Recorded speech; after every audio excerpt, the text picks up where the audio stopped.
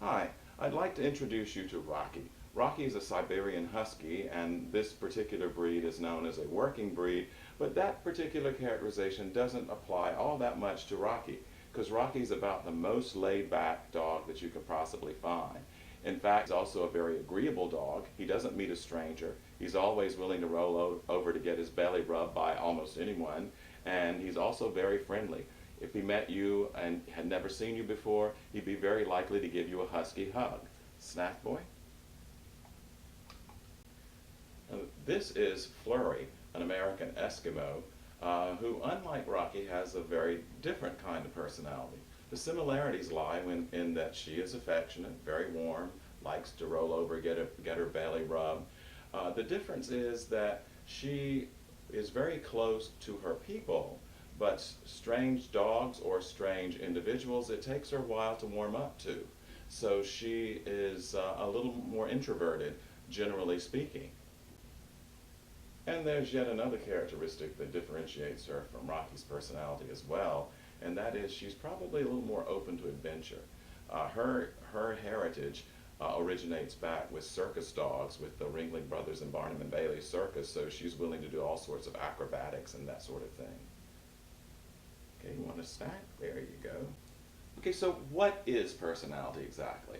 Well, most simplistically, I think we can say that personality refers to our own unique psychological fingerprint. It's the way we differentiate our own characteristics from the characteristics of the people we sit or stand next to, the people in our family, our main squeezes, our spouses, our significant others, our husbands, our wives. So I think it's safe to say that personality, or the study of personality, is the undergirding construct in the study of psychology. No therapist can really meet their patients where they are and help them along their journey to where they want to go without some understanding of these characteristics that make us distinct human beings. Also, personality, I mentioned personality is critical to us in understanding other people. It's also critical to us in understanding ourselves. For example, sometimes we wear things that are indicative of our personality. For example, this necklace that I'm wearing now came from Pandura, the world of Avatar at Walt Disney World's Animal Kingdom.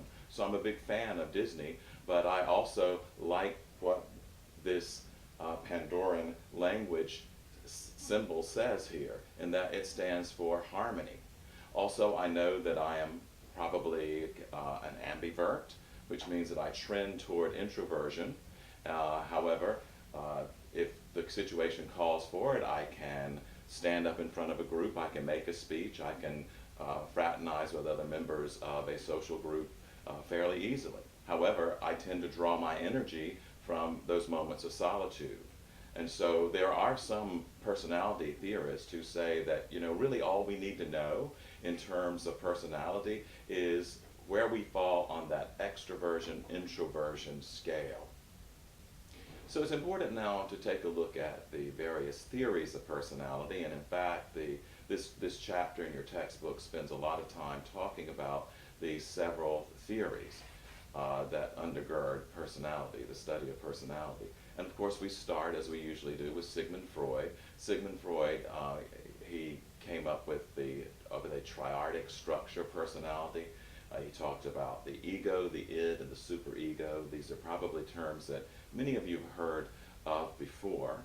He also says that there are 5 psychosexual stages in terms of personality development that all human beings go through, ranging from the oral stage all the way through the genital stage. And he also, of course, emphasizes the unconscious, that much of what shapes our personality dwells on the unconscious level, and a lot of it centers around early childhood experiences. The next theories came from a number of neo-Freudians, and these new Freudians are exemplified by psychologists like Carl Jung and also Karen Horney. Carl Jung came up with a theory of the collective unconscious, so he expanded Freud's view of the unconscious and said that all of us as human beings share in some universal consciousness. Karen Horney, she actually finally added a more feminine touch to psychology and took a look at one of the biggest shortcomings as far as psychological and personality research was concerned, and that was leaving out women. Then we move on to the humanistic existentialist psychologists, and those are typified primarily by Carl Rogers and also Abraham Maslow. And in an earlier chapter, you probably remember Maslow as coming up with a hierarchy of needs. So as in the development of our personalities, we can't move from one level to the next without taking care of earlier ones. For example, if we don't feel safe, we can't move up to those higher level needs like aesthetics. And the top of that is transcendence. Used to be the top of that pyramid was self-actualization, which is being all that we can possibly be. Carl Rogers, it should be added, recognized the need for all of us to feel an unconditional regard from our significant others. That means our caregivers, our siblings, our friends, authority figures in our lives, and that is regardless of our blemishes, our flaws, that we still feel a sense of strong love and commitment and bonding. Then we move into the behaviorist and the cognitive theories of personality. Now the behaviorist, and we kind of considered the father of behaviorism to be B.F. Skinner, it's easy to summarize their approach toward personality. They're like, well, there's no such thing. That basically we are our behaviors. So as far as these unconscious drives and so forth, and these undercurrents of things that are processing in our brains, even emotions, they simply don't exist. Then we have Albert Bandura, who says that, you know, as far as personality development is concerned, we have to rely on cognition, behavior, and environment. That what shapes our personalities as we go through life is a blending of those three things. And there's a kind of a lyrical sense to that, I think. And then finally there was Julian Rotter, who deals with internal versus external locus of control. So I can speak directly to you about this. If you are a student who is learning for the sake of learning, and an A would be nice, but what's most important to you is to get the knowledge, then you have an internal locus of control. You are driven to gain that knowledge, regardless of the trophy or the piece of paper that you're going to get or the grade you're going to get. Someone with an external locus of control needs something coming from the outside, like that external recognition. The final theory of personality, and the one that I embrace most enthusiastically, is the trait theory.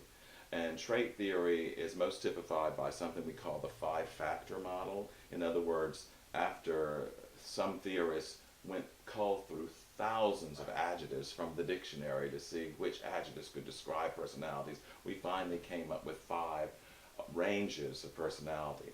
Now, the 2 theorists who were responsible for this were Paul Costa and Robert McCrae.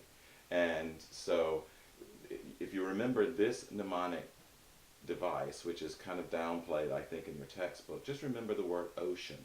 Each one of the words in ocean represents one of the traits. O for openness, used to be called openness to experience. C for conscientiousness. To what degree are you organized? Are you committed to getting your work done and being regarded positively? How reliable are you at work? What kind of a spouse are you?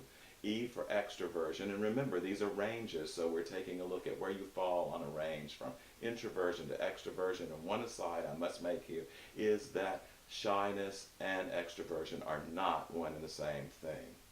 Okay, and then we get to A is next, which stands for agreeableness. If you're very, very agreeable, if you score high on agreeable, you're approachable, you're very friendly. And people tend to gravitate toward you in social situations. And then the only one that's kind of sounds negatively construed is neuroticism. And if you score high on neuroticism, that means you trend toward anxiety, maybe a depressive personality. So the lower your score is on that particular scale, actually that's more of a positive quality. It means you don't have quite as much garbage or baggage that you're having to deal with. Okay, and then finally, as far as this topic is concerned, how do we assess personality? If you haven't already, in terms of part-time or full-time jobs, taken personality tests, you probably will at some point relate it to employment. Because parts of are tests that are similar to the Minnesota Multiphasic Personality Inventory are frequently given. If you take that whole MMPI, as it's usually referred to, it's almost 600 true-false questions. All right, so we can determine such things as how depressive are you? Are you honest? Or so we think we can. It's been normed to be pretty reliable and a valid test. So this is what we call an objective test. When you do something that's kind of a multiple choice selection or true false, those are objective. Then we have some projective tests. The Rorschach is the most famous one, but less reliable than the other biggie, which is the thematic apperception test, or the TAT. And so essentially you are given cards that have images. You give a story with a beginning, middle, and the end, and the therapist should be able to ascertain some of the driving themes of your own life, some of the things that are true of your personality, some of the things that you place high priority on. So now you have a very quick overview of the chapter on personality. So what you want to do next is to take the 5-item quiz to indicate to me that you have watched this video and that you indicate what you're going to be up against when you do this week's assignments. So after you do that, then take a look at the quiz and the reading of the chapter and take care of the burning question, as well as any other assignments that are related to this. Okay, so enjoy your learning.